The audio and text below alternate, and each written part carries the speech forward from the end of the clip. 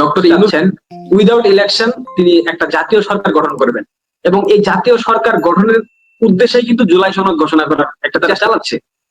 জুলাই সনদ ঘোষণা করলে যদি বিএনপি এই মুহূর্তে জুলাই সনদ ঘোষণার জন্য সম্মতি দেয় কিংবা সাইন করে, যেটা তাদের প্রসেসিং আর কি, যদি করে, সেক্ষেত্রে বিএনপির গলায় একটা ফাঁসি হবে। ডক্টর ইউনূস নির্বাচন দেবেন না, এটা একদম স্বচ্ছ পানির মতো পরিষ্কার।